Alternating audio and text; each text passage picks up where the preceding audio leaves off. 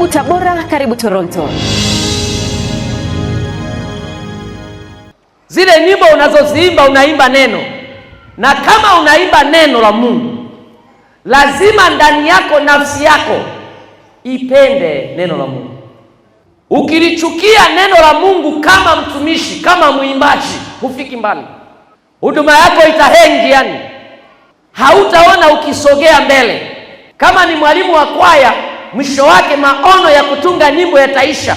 Utatunga nyimbo lakini hazitaishi. Watu wataimba ndani ya wiki moja, ndani ya wiki tatu, ndani ya miezi miwili, unaona wameukinai wimbo. Kwa nini? Ni kwa sababu wimbo ulitunga kwa kutumia akili sana kuliko neno la Mungu. Kwa hiyo penda neno la Mungu. Mwambie jirani yako, penda neno la Mungu. Ukishikia neno la Mungu linahubiriwa, uwe na hamu ya kulisikiliza, utafika mbali.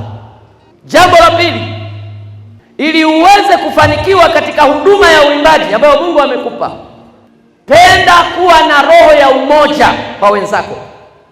Kubali kuwasikiliza wenzako. Kubali kuhuinishwa na mambo ya wenzako. Saa mwenzako akisimama kuimba, hata kama anaimba flat, anaimba minor, jitahidi uvumilie mpaka amalize wimbo.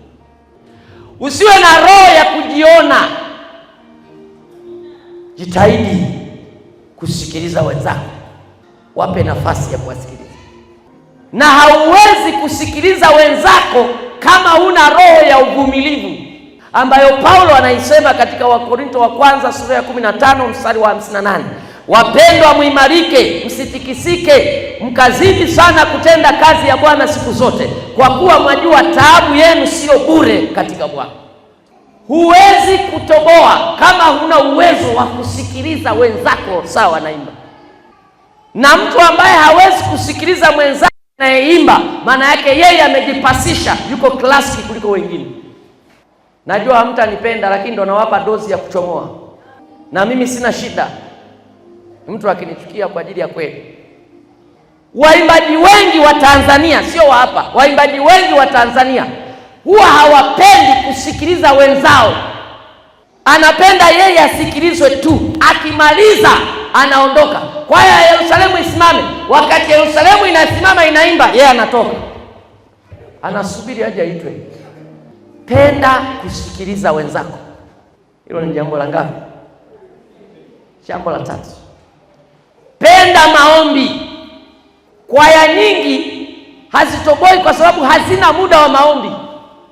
Na kwa kuwa huna muda wa maombi, wakati fulani mnaweza mkajikuta mnafanya mazoezi mnagombana, na hata mnamaliza mazoezi hamjasalimiana. Hebu jimuulize mwenzako, hiyo ni kwaya au ni nini? Muulize tu. Kama hii kwaya inaweza wakafanya mazoezi wakatoka wamegombana, hata wakasahau kuomba, jiulize walikuwa wanamwimbia nani? Bwana Yesu asifiwe, waimbaji. Yaani mnamaliza maombi pale, au mwenyekiti anataka kuongea, unashangaa na kuambia nyamaza, na unamwambia si nyamazi. Ule uwepo wa Mungu ambao ulipatakiwa ushuke haushuki. Kwa hiyo kwaya inabaki inatembea kibinadamu. Waimbaji wanapaswa kuwahi ibadani nusu saa kabla ya ibada. Wapiga vyombo wanapaswa kuwahi ibadani saa moja kabla ya ibada. Na la mwisho ambalo lilipaswa lio la kwanza, ni vizuri mwimbaji ukawampa Yesu maisha yako, akawa Bwana na Mwokozi wa maisha yako. Ni vizuri ukampa Yesu maisha.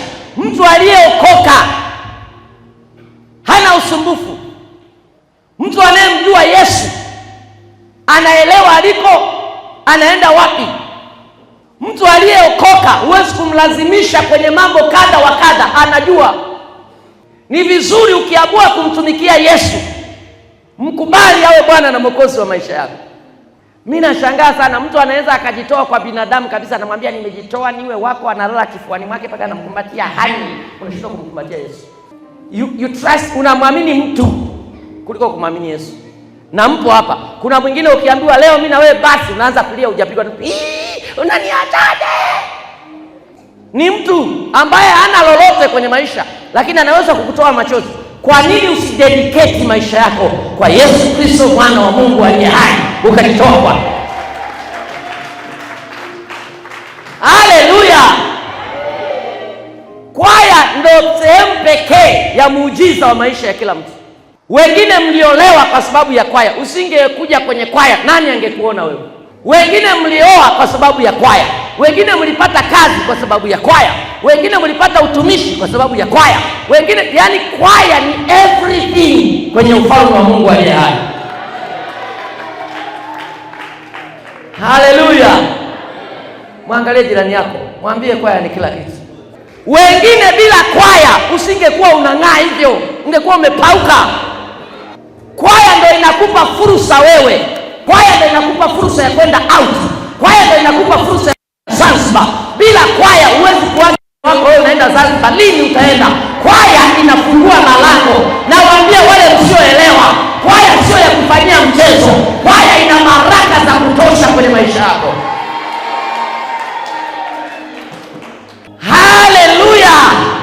Unaaga tu kwa mume wako na mwambia tunaenda kwenye tamasha tunaenda kwenye uimbaji manispaa. Unasikia hana shida. Tunaenda sijui wapi, hana shida. Muage basi, unaenda out. Unaenda wapi? Kwaya. Mwambie jirani yako usidharau kwaya. Mimi na wasiwasi hata Baba Canon Gershom alimuona mke wake kwenye kwaya, na wasiwasi. Hapo hakuwa mwimbaji. Lakini baba askofu alikuwa anasema alikuwa anaimba. Kuna wengi hapa mmepata maisha kupitia kwenye thamani yako ilionekana kupitia kwenye nini? Mwambie jirani yako usidharau kwaya. Baba Canon anasema mke wake alimuonea kwenye kwaya. Kwa hiyo Mama Canon alikufa akiona jamaa anapiga step namna hii, akafa. Kwaya.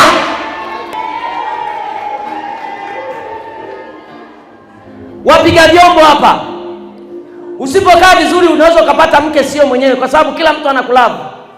Hakuna mpiga muziki ambaye atachukiwa duniani. Hakuna mwimba solo ambaye atachukiwa duniani. Nyewe waimba solo, ukishaimba namna hii kuna watu 400 wamekufa kwa ajili yako. Usipokaa sawa hutoboi. Na ndio maana wanaoongoza kwa uzinzi, Bwana Yesu asifiwe, wanaoongoza, yani wanaoongoza hawana haya.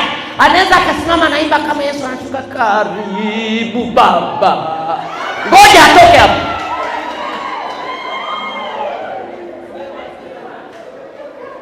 Kwa sababu sio wao, ni kuzimu inataka kuwadondosha, sio wewe. Ile karama uliobeba kuzimu haipendi uwe nayo. Ndio maana lazima uokoke, ili Yesu apigane na maadui zako. Yesu apigane na wale wanaotaka kukuangusha. Yesu asimame na wale watu wanaotaka kukudondosha, ili huduma yako ipande. Ninasema na mtu hapa, huduma yako lazima ipande katika jina la Yesu Kristo wa Nazareti aliye hai. Nasema na mtu hapa ambaye ataenda viwango. Nasema na mtu hapa ambaye atapaa. Nasema na binti hapa ambaye atapaa. Nasema na kijana hapa ambaye atafanikiwa. Nasema na mama hapa ambaye atafanikiwa. Nasema na familia hapa ambaye itafanikiwa. Hautafanikiwa peke yako, wewe na watoto wako, wewe na nyumba yako, wewe na familia yako, kupitia kwaya.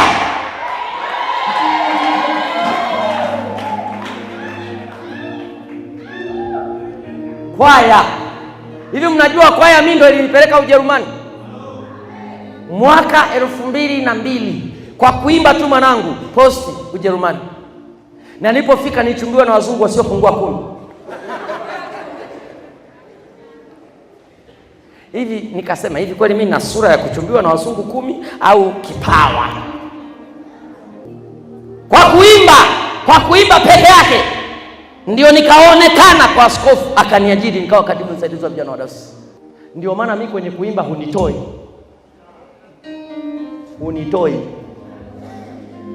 Yaani mimi dini ikinizuia kuimba na ihama. Kuimba, nataka nimjue alafu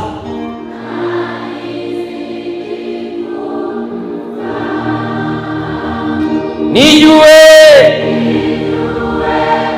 ndio